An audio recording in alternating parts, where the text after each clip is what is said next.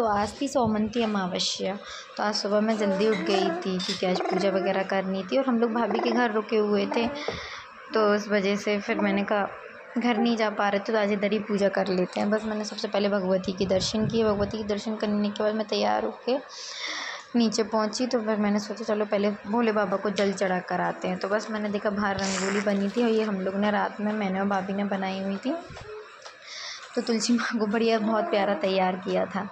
बस तो फिर मैं गई, मेरी कॉलोनी के पास में ही भोले बाबा का मंदिर है, तो मैं और चीकू और बच्चे सभी वहाँ भोले बाबा के दर्शन करने के लिए पहुँचे। मैं रोज़ सुबह भोले बाबा को जल चढ़ाने जाती हूँ, तो मैंने कहा चलो आज भी जाऊँ। बस तो मैंने भोले बाबा को जल चढ़ाया, गणेश जी को चढ़ाया, पहले फिर भोलेनाथ को चढ़ाया, सभी भगवान जी जो भी वहाँ पे मूर्तियाँ थी मैंने सभी को थोड़ा थोड़ा जल चढ़ाया। वहाँ पे तुलसी जी का पौधा भी था, तो बस मैंने पहले तुलसी जी को भी जल चढ़ाया। उनको सबको चढ़ाने के बाद फिर चीकू बोलता है कि चाची मैं भी जल चढ़ा लूँ क्या, तो मैंने कहा ठीक है आ जाओ चढ़ा लो। तो बस चीकू ने भी भोलेनाथ को जल चढ़ाया, क्योंकि आज चीकू क्या है सुबह हम लोग के साथ ही उठ गया था, नहा लिया था उसने भी। आज स्कूल के लिए तैयार हो गया और निकल गया घर से, पर बाद में पता चला कि उसको स्कूल आज जाना ही नहीं था, स्कूल कल से जाना था।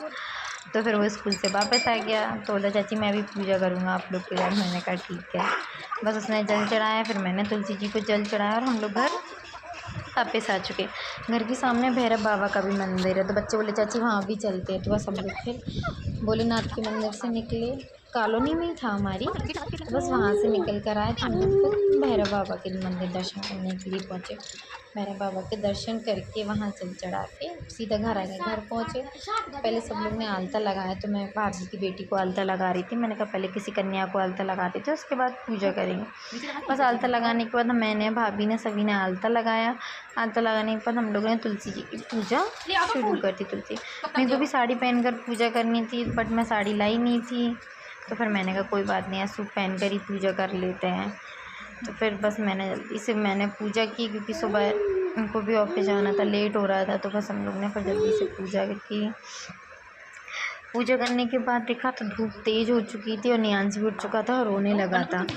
तो फिर मैं पूजा करके आरती की, सभी पाठ पूजा की, मैंने परिक्रमा लगाई। परिक्रमा लगाने के बाद माता रानी को, गणेश जी को, सभी को कलावा चढ़ाने पर मैंने भाभी की बेटी ने, हम 3 लोग हो रहे थे, तो मैंने चीकू को बच्चों को बुला लिया कि तुम लोग भी आके परिक्रमा लगा लो, तो 4 लोग हो जाएंगे। पर ये वीडियो चीकू बना रहा था, तो चीकू पता नहीं क्या क्या कैप्चर कर रहा था वहाँ यहाँ चाची मैं ऐसे बनाऊँ, चाची मैं ये करूँ।